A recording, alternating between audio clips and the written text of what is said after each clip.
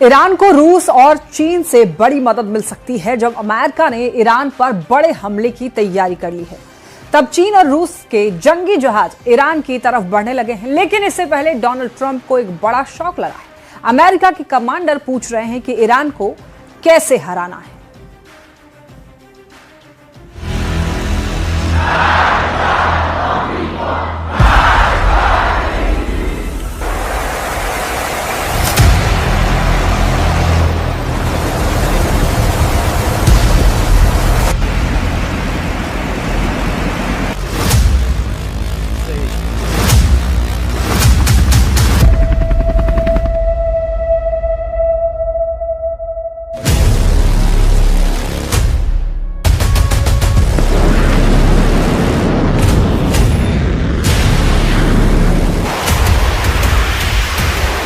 आग बहुत ज्यादा है। इरादा समंदर में सबसे बड़ी टक्कर का है। ईरान हॉर्मुज़ के गलियारे में ललकार रहा है, आ जाओ Donald Trump.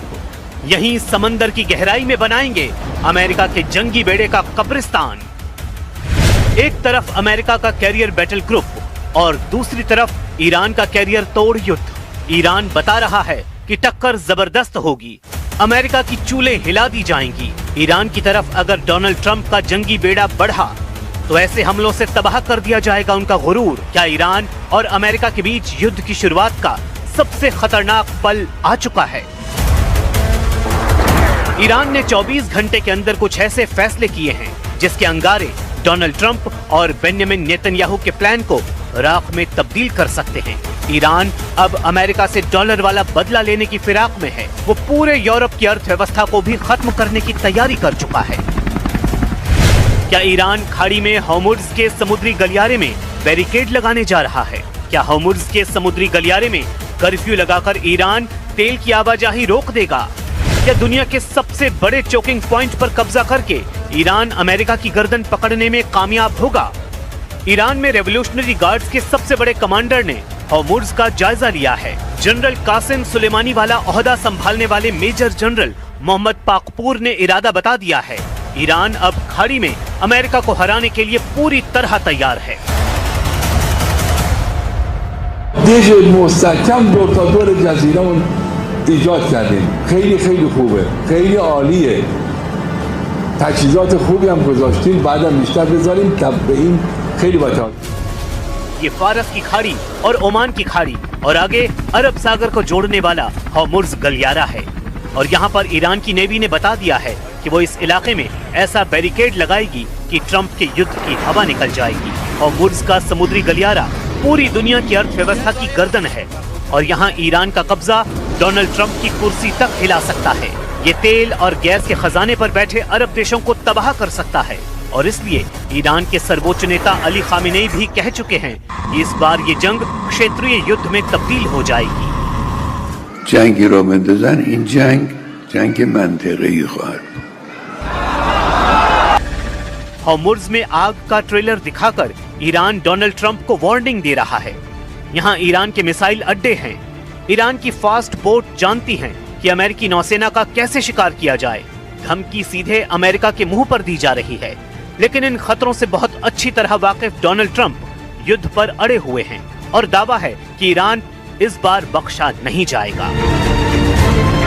Sir, on Iran, the Supreme Leader today said that U.S. attack could spark a regional war. Giving you response to that? Why wouldn't he say that? Of course you're going to say that. But we have the biggest, most powerful ships in the world over there, very close, a couple of days, and hopefully we'll make a deal. If we don't make a deal, then we'll find out whether or not. Donald Trump की धमकियों के बीच Iran ने अपने सबसे मजबूत मोर्चे को active कर दिया है। हॉर्मुज़ के समुद्री गलियारे को नक्शे के जरिए समझिए, जहां उत्तर की तरफ ईरान है और दक्षिण की तरफ ओमान और यूएई यानी संयुक्त अरब अमीरात। ये दुनिया के सबसे अहम समुद्री गलियारों में से एक है। इसी गलियारे से दुनिया का 30% तेल और गैस की सप्लाई होती है। हॉर्मुज़ गलियारा फारस की खाड़ी और ओमान की खाड़ी को जोड़ता है और यहाँ से हर रोज 2 करोड़ बैरल तेल गुजरता है, इसलिए इसे एनर्जी लाइफलाइन कहा जाता है। इस गलियारे पर ईरान की सेना का कब्जा होगा तो क्या होगा? और क्या ये वाकई ईरान के लिए बहुत आसान है कि वो होर्मुज़ पर पहरा बैठा दे? ईरान का युद्धाभ्यास बता रहा है कि ऐसा करना उसके बाएं हाथ का खेल है। यही वजह है कि युद्ध हुआ तो होर्मुज़ पर ईरान ने बैरिकेड लगाने का इरादा कर लिया है। बैरिकेड यानी इस गलियारे से कोई जहाज नहीं गुजरेगा, सब कुछ ठप हो जाएगा और इस गलियारे पर ईरान पूरी तरह कब्जा कर लेगा और फिर तेल और गैस की कीमतें आसमान छूने लगेंगी। सवाल है कि क्या ईरान ऐसा कर सकता है? होर्मुज़ गलियारे में सबसे संकरे हिस्से की चौड़ाई करीब 33 किलोमीटर है और जहां से जहाज गुजरते हैं वहां उनके लिए सुरक्षित गहराई वाला रास्ता सिर्फ 3 किलोमीटर चौड़ा रह जाता है, क्योंकि अगर इस रास्ते में जहाज भटके तो जहाज समंदर में फंस सकते हैं। ईरान का दावा है कि होर्मुज़ के इलाके में उसकी मर्जी के बगैर परिंदा पर नहीं मार सकता। यहाँ आसपास ईरान के पास करीब 9 बड़े टापू हैं और इनमें से ईरान ने 5 में हवाई पट्टी या एयरपोर्ट बनाया हुआ है और ऐसे हर अड्डे पर ईरान की सेना मौजूद है। वहाँ से हमले की ताकत ईरान को इस इलाके में बहुत मजबूत बना देती है। जज़ायर از سلاح‌های ما استفاده کردیم که دقت اینا بسیار بالاست। ईरान ने यहाँ युद्धाभ्यास में क्रूज मिसाइल से लेकर बैलिस्टिक मिसाइल और ड्रोन अटैक को आजमाया है। ईरान के रेवोल्यूशनरी गार्ड्स ने फारस की खाड़ी में जब से ये युद्धाभ्यास किया है उसके दुश्मन चौकन्ने हो गए हैं। ईरान के पास एक मजबूत एंटी शिप वाली मिसाइल पावर भी है और यही इसे इस बेहद खास समुद्री इलाके में सबसे बड़ी मिलिट्री पावर बना देती है। अब ईरान की नौसेना के कमांडर बता रहे हैं कि समुद्री इलाके पर दबदबा कायम रखने के लिए उसकी नई मिसाइल तैयार है।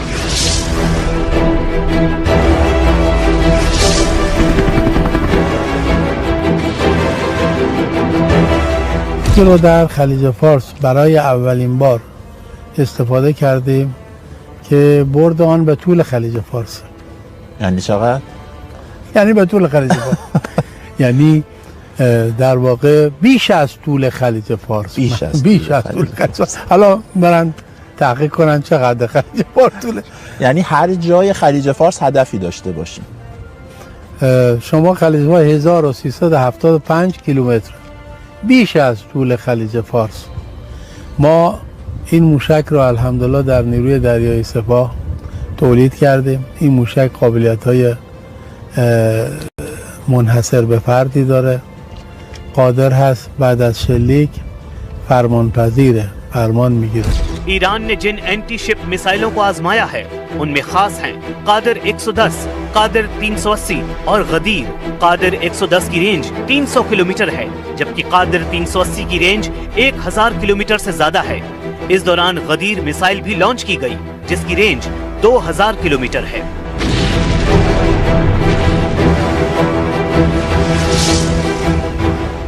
ईरान का मैसेज साफ है कि उसके समुद्री इलाके से दुश्मन कम से कम 2000 किलोमीटर दूर रहे, नहीं तो वो उसका जहाज डुबोने से हिचकेगा नहीं, चाहे वो स्ट्रेट ऑफ होर्मुज़ हो, फारस की खाड़ी हो या फिर ओमान की खाड़ी। इस इलाके में ईरान अपना दबदबा बनाए रखना चाहता है। ट्रंप को डराने के साथ साथ ईरान बार बार बता रहा है कि उसकी मिसाइल पावर इजराइल पर हमले के लिए भी तैयार है। ये वार्निंग ईरान से लगातार आ रही है। ईरान जून 2025 में हुए युद्ध की याद दिला रहा है।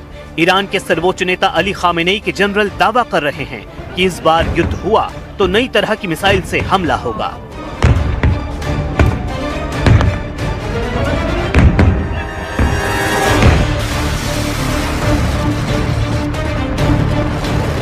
ईरान की नई मिसाइल, ज्यादा रेंज, बड़ा वॉरहेड, ट्रैकिंग मुश्किल। ऐसी मिसाइल जिसकी रेंज ज्यादा होगी ताकि वो दुश्मनों को लंबी दूरी तक तबाह कर पाए, जिसका पेलोड यानी वॉरहेड ज्यादा बड़ा और हाहाकार मचाने वाला होगा, जो स्टेल्थ होगी यानी उसे मार गिराना भी मुश्किल होगा। ईरान के कमांडर दावा कर रहे हैं कि उनका नया मिसाइल जखीरा इतना खतरनाक होगा कि इजराइल को सरेंडर करने में 12 दिन का वक्त नहीं लगेगा। ईरान इस बार ऐसा जवाब देगा कि इजराइल 12 घंटे के अंदर सरेंडर कर देगा, यानी 12 दिन नहीं 12 घंटे वाली वार्निंग ईरान की तरफ से जारी की जा रही है।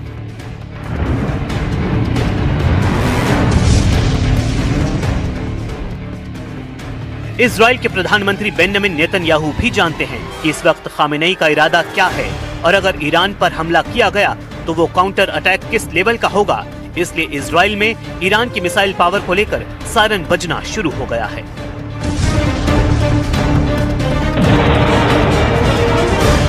फिलहाल फैसला ट्रंप को करना है कि ईरान के अटल इरादे को क्या उनकी जिद दबा पाएगी, क्योंकि ईरान पर हमले के लिए 2-2 कैरियर बैटल ग्रुप भेजकर अब अमेरिका के लिए बैकफुट पर आना बहुत बड़ी हार माना जाएगा।